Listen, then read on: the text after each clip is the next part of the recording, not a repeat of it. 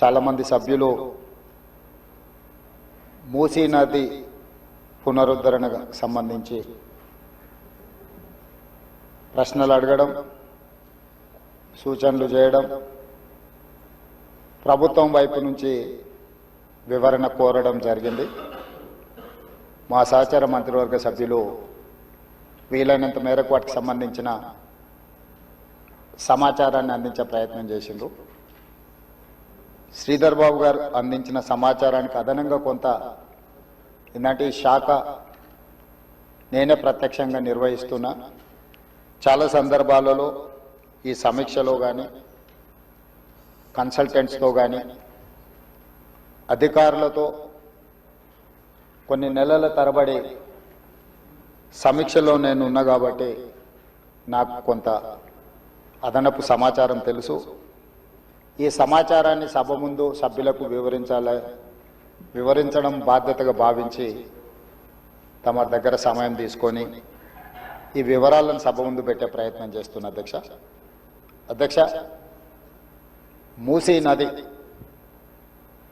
వికారాబాద్ జిల్లా అనంతగిరి కొండల్లో మొదలయ్యి నల్గొండ జిల్లా వాడపల్లి దగ్గర కృష్ణానదిలో కలుస్తుంది. దాదాపుగా అనంతగిరి కొండల నుంచి వాడపల్లి వరకు 240 కిలోమీటర్లు మూసీ నది ప్రవహిస్తుంది. ఈ మూసీ నది మూసీ ఒకటే లేదు అధ్యక్ష, ఇందులో ఈసా నది కూడా ఉంది.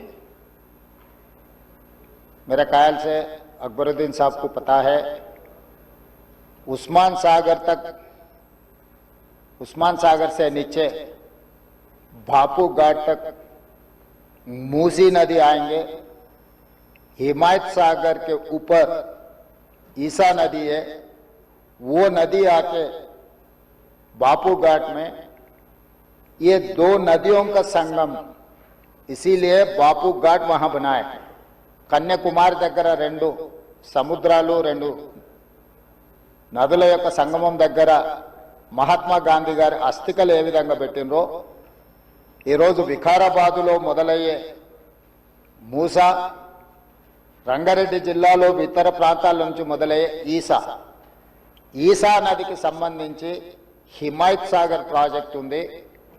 మూసీ నదికి సంబంధించి ఉస్మాన్ సాగర్ ప్రాజెక్ట్ ఉంది, అంటే గండిపేట ప్రాజెక్ట్. ఈ 2 నదులు వచ్చి లంగర్ హౌస్ దగ్గర ఏదైతే బాపు ఘాట్ ఉందో అక్కడ ఈ 2 నదులు కలుస్తాయి. ఆ 2 నదుల కలయిక దగ్గరనే మహాత్మా గాంధీ గారి అస్థికలను పెట్టి బాపు ఘాట్ను నిర్మించడం జరిగింది. అధ్యక్ష, ఈరోజు నాగరికత నదీ పరివాహక ప్రాంతంలోనే పెరిగింది. ప్రపంచంలో ఏ నగర విస్తీర్ణమైన ఏ ప్రజల యొక్క నాగరికత అభివృద్ధి చెందిందంటే నదీ పరివాహక ప్రాంతంలోనే మానవుల యొక్క నాగరికత అభివృద్ధి చెందింది. నదీ పరివాహక ప్రాంతాలలోనే గ్రామాలు కానీ పట్టణాలు కానీ నగరాలు కానీ నిర్మించడం జరిగింది. ఈ నదీ పరివాహక ప్రాంతంలో నిర్మించిన గ్రామాలు మనకు ప్రతి ఊరికి ఆనుకుని చెరువు ఉంటుంది. ఊరి యొక్క తాగునీరు సాగునీరు అవసరాలు తీర్చడానికి పట్టణాలలో కూడా మీరు పెద్ద పెద్ద లేకులు చూసారు. ఈరోజు హైదరాబాద్ నగరంలో కూడా కాకతీయుల నుంచి మొదలు పెడితే కులీ కుతుబ్ షాయిలు నిజాం వరకు ఈ ప్రాజెక్టులను నిర్మించడం ద్వారా ప్రజల యొక్క సాగునీరు తాగునీరు అవసరాలను తీర్చడమే కాకుండా పరిశ్రమలను ఏర్పాటు చేయడానికి కూడా ప్రణాళికబద్ధంగా ఆనాటి కాకతీయ సామ్రాజ్యం నుంచి మొదలు పెడితే చివరి నవాబ్ నిజాం నవాబు వరకు కూడా ఈ నదుల యొక్క పరివాహక ప్రాంతంలోనే ప్రాజెక్టులను కట్టడం జరిగింది. ఈరోజు మంజిరా నది ఉండొచ్చు, నిజాం సాగర్ ఉండొచ్చు, లేకపోతే ట్యాంక్ బండ్ ఉండొచ్చు, ఉస్మాన్ సాగర్ ఉండొచ్చు, హిమాయత్ సాగర్ ఉండొచ్చు. వరదలను నియంత్రించాలి. 1908లో ఈ నగరం మీద వరద తుఫాను ఉప్పెనై వేలాది మందిని బలిగొన్నప్పుడు నిజాం సర్కార్, నిజాం ప్రభు మనసు చెల్లించి ఈ సమస్యకు శాశ్వత పరిష్కారం చూపించాలి అని చెప్పి ప్రపంచ స్థాయిలో ఆ రోజుల్లోనే టెండర్లు పిలిచి సాంకేతిక నిపుణులను నియమించి మోక్షగుండం విశ్వేశ్వరయ్య ద్వారా శాశ్వతంగా ఈ నగరానికి వరద ముప్పు నుంచి రక్షించడమే కాకుండా తాగునీటి సమస్యను పరిష్కరించడానికి 1908లో నిజాం సర్కార్ ఈ కార్యక్రమాన్ని ఈ ప్రాజెక్టును చేపట్టడం జరిగింది. 1921-22కు ఉస్మాన్ సాగర్ హిమాయత్ సాగర్ ప్రాజెక్టులను నిర్మించి ఈ రోజుకు 105 సంవత్సరాలైన ఈ పట్టణం నగరం మహానగరంగా విస్తరించిన 105 సంవత్సరాల క్రితం నిజాం ప్రభు నిర్మించిన ఉస్మాన్ సాగర్ హిమాయత్ సాగరే హైదరాబాద్ ప్రజల యొక్క దాహార్తిని ప్రజలకు పాపులర్గా గండిపేట నీళ్ళు అని తెలుసు. హైదరాబాద్కి ఎవరైనా వచ్చి కొంచెం హుషారైతే గండిపేట నీళ్లు అడ్డట్టున్నాయని అంటుంటారు మనోళ్ళు పెద్దలు. అంటే గండిపేట నీళ్లలో వికారాబాద్ నుంచి వచ్చే నీళ్ళల్లో ఒక గొప్ప మహత్యం ఉంది. వికారాబాద్ అడవి ఏదో పిచ్చి మొక్కలతో మొలిచిన అడవి కాదు అధ్యక్ష, వనమూలికలతో కూడుకున్న అడవి. వఖారాబాద్ కా హవా లాఖోం కా దవా, అంతేనా అధ్యక్ష? లాఖో మరీదోం కా దవా. టీబీ వచ్చిన వాళ్ళని తీసుకెళ్లి వికారాబాదులో వదిలేస్తే అక్కడ 3 నెలలు ఉంటే నేచరే వాళ్ళని క్యూర్ చేసే విధంగా, అంటే నిజాం వికారాబాద్ అడవులను పిచ్చి మొక్కలతో కాకుండా వనమూలికలతో కూడుకున్న చెట్లను నాటి వాటిని పెంచడం వల్ల వికారాబాదులో టెంపరేచర్స్ తక్కువ ఉంటాయి అధ్యక్ష.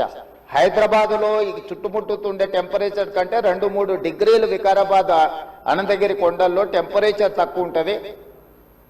అక్కడ గాలి, అక్కడి నీరు చాలా గొప్ప వనమూలికలతో కూడుకున్నది. ఆ నీళ్ళే గండిపేటకు వచ్చి ఆ గండిపేట నీళ్ళే హైదరాబాద్ నగరానికి ప్రజలకు తాగడానికి ఇవ్వడం ద్వారా మన ఆరోగ్యాన్ని కాపాడడం కాకుండా మనకు తెలివితేటలను కూడా మెరుగుపరచుకోవడానికి నిజాం సర్కార్ ఇవన్నీ ఏర్పాటు చేసింది అధ్యక్ష. కాలక్రమేణా స్వతంత్రం వచ్చింది, సాంకేతిక నైపుణ్యం పెరిగింది. సాంకేతిక నైపుణ్యంతో నగరాలు అభివృద్ధి చెంది జలవనరులను కాపాడుకోవాల్సిన మనము ఆ దిశగా ప్రయాణం చేయలే అధ్యక్ష.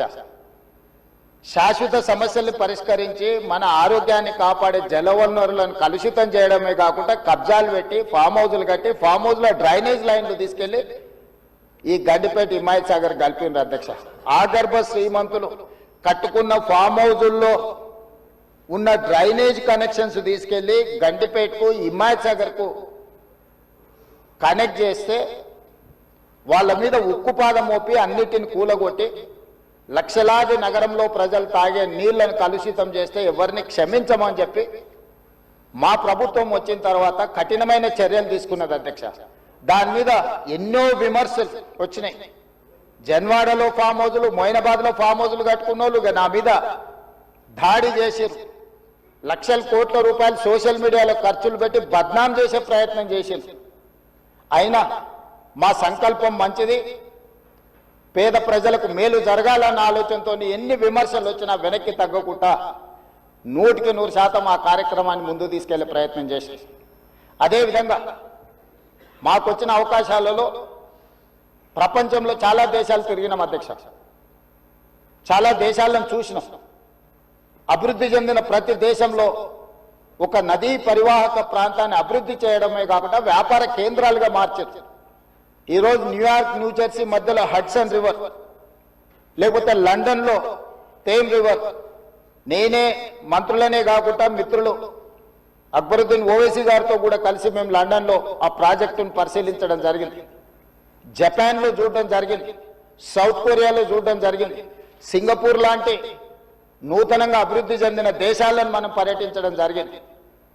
జర్మన్ లాంటి దేశాలు తమరు కూడా కౌన్సిల్ చైర్పర్సన్ సుఖేందర్ రెడ్డి గారు కూడా వెళ్ళి మీరు చూసి వచ్చి మీరు కూడా నాతోని మీ అనుభవాలను కొంత నాకు వివరించడం జరిగింది. అంటే ప్రపంచ స్థాయి గుర్తింపు పొందిన నగరాలలో నదీ పరివాహక ప్రాంతాలను కాపాడుకోవడమే కాకుండా ప్రక్షాళన చేయడమే కాకుండా వ్యాపార కేంద్రాలుగా మార్చి ఆ రాష్ట్రము, ఆ దేశం యొక్క ఆర్థిక వ్యవస్థను బలోపేతం చేసుకోవడానికి ప్రపంచ దేశాలు పోటీ పడుతున్నాయి. ఈరోజు గుజరాత్ అహ్మదాబాద్లో సబర్మతి రివర్ ఫ్రంట్ కట్టుకున్నారు. భారతీయ జనతా పార్టీ నాయకులు ప్రజాప్రతినిధులు గొప్పగా చెప్పుకుంటుంటారు. నరేంద్ర మోడీ గారు, అమిత్ షా గారు గుజరాత్లో సబర్మతి రివర్ ఫ్రంట్ అద్భుతంగా కట్టిర్రని దాదాపుగా 60,000 ఫ్యామిలీలను అక్కడి నుంచి తరలించింది అధ్యక్ష. 60,000 కుటుంబాలను సబర్మతి రివర్ ఫ్రంట్ అభివృద్ధిలో భాగంగా ఆ సబర్మతి రివర్ ఆనుకొని ఉన్న పేదలను అందరిని కూడా అక్కడి నుంచి తరలించారు. ఉత్తరప్రదేశ్లో గంగానది ప్రక్షాళన చేసి అక్కడ రివర్ ఫ్రంట్ కట్టుకున్నారు. ఈ మధ్యకాలంలో ఢిల్లీ ఎన్నికల్లో బీజేపీ యమునా నదిని ప్రక్షాళన చేసి ప్రపంచ స్థాయి నదీ పరివాహక ప్రాంతాన్ని అభివృద్ధి చేస్తామని ఎన్నికల్లో భారతీయ జనతా పార్టీ నరేంద్ర మోడీ గారు చెప్పి ఢిల్లీ ఎన్నికల్లో గెలవడం జరిగింది. ఆ విషయాలను అన్నిటినీ భారతీయ జనతా పార్టీ అద్భుతంగా గొప్ప అభివృద్ధి నమూనాగా మాట్లాడుకొని ఎన్నికల్లో ఎజెండాగా మార్చి చెప్పుకున్నారు అధ్యక్ష. మేము తప్పు పట్టడం లేదు. అభివృద్ధి జరిగినప్పుడు కొంతమందికి ఇబ్బంది జరుగుద్ది. ఆ ఇబ్బంది జరిగిన వాళ్లకు ప్రభుత్వాలు న్యాయం చేయాలి, నష్టపరిహారం ఇవ్వాలి, ప్రత్యామ్నాయం ఏర్పాట్లు చేయాలన్నది మా ఆలోచన. మేము యమునా నదిని వ్యతిరేకించలే, గంగా నదిని వ్యతిరేకించలే, సబర్మతి నది రివర్ ఫ్రంట్ మేము వ్యతిరేకించలే అధ్యక్ష. కాంగ్రెస్ పార్టీ ఆయా రాష్ట్రాలల్లా అక్కడ నివాసం కోల్పోతున్న వాళ్లకు మెరుగైన వసతులు కల్పించండి అని మాత్రమే ప్రభుత్వాలకు సూచన చేసినాం అధ్యక్ష. ఈ రోజు ఈ నేపథ్యంలో ప్రపంచ దేశాల నుంచి మన దేశంలో ఉన్న వివిధ రాష్ట్రాలు, రాష్ట్ర ప్రభుత్వాలు చేపడుతున్న కార్యక్రమాల నుంచి కొంతైనా మనం నేర్చుకోవాల్సిన అవసరం ఉంది అధ్యక్ష. వాళ్ళందరికంటే ముందు నిజాం సర్కార్ మూసీ నది రివర్ ఫ్రంట్ ను నిజాం కట్టిండి అధ్యక్ష. వీళ్ళందరూ మేల్కోకముందే మీరు పురాణపూల్ బ్రిడ్జ్ నుంచి మక్కా మసీదు నుంచి మీరు ఆ లైన్ అంతా చూడండి.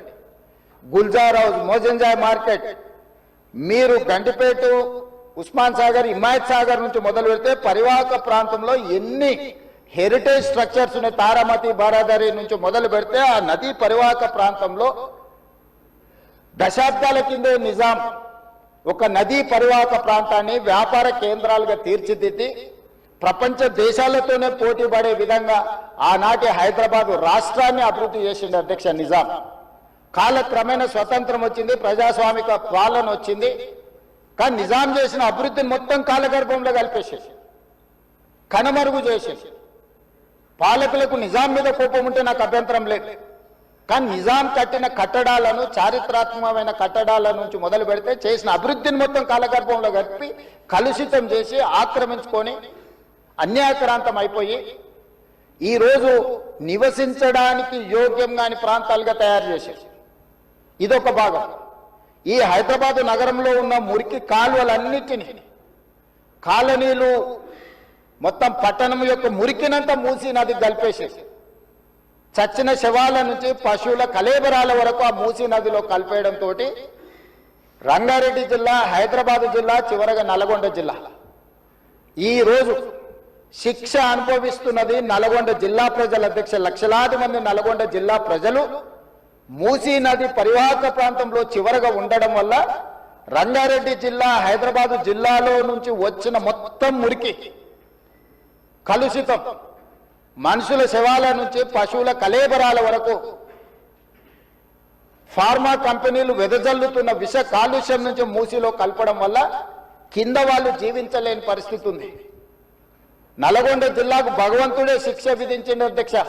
వాళ్ళ దురదృష్టం, దేవుడే వాళ్ళ మీద కక్ష కట్టిండి అన్నట్టుగా ఫ్లోరైడ్ ప్రాంతంగా ఆ ప్రాంత ప్రజలు, పేదవాళ్ళు కాళ్ళు వంకర, చేతులు వంకర, నడుము వంకర, పుట్టే పిల్లలు అష్ట వంకర్లతో పుడుతుంటే కన్న తల్లిదండ్రుల యొక్క దుఃఖం ఎలాంటిదో అర్థం చేసుకోండి అధ్యక్ష. ఇదే కాకుండా పిడుగులాంటి ప్రమాదం వాళ్లకు మూసీ నుంచి వచ్చింది అధ్యక్ష.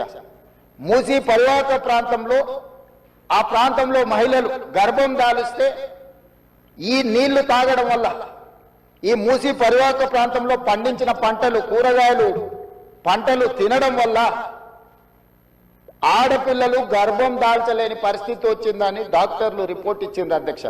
వరల్డ్ హెల్త్ ఆర్గనైజేషన్ మనుషులు నివాస యోగ్యము కాని ప్రాంతంగా నల్గొండ మారబోతుందని ఫ్లోరైడ్ విషయంలో చెప్పడం జరిగింది అధ్యక్ష. అదే కాకుండా ఈరోజు మూసి కలుషితం వల్ల పరివాహక ప్రాంతంలో నేను భువనగిరి ఆలేరు ఆ ప్రాంతం నేను ప్రత్యక్షంగా పర్యటనకు పోయొచ్చిన అధ్యక్ష. నేనే స్వయంగా పాదయాత్ర చేసిన అధ్యక్ష. అక్కడ ఆడపిల్లలు వచ్చి అయ్యా మా పిల్లలకు పెళ్లిళ్ళు అయితే మా పిల్లల్ని ఇక్కడ ఉంచుతలేము, మేము పట్టణమో ఎక్కడన్నా పోయి బతుకమంటున్నాం,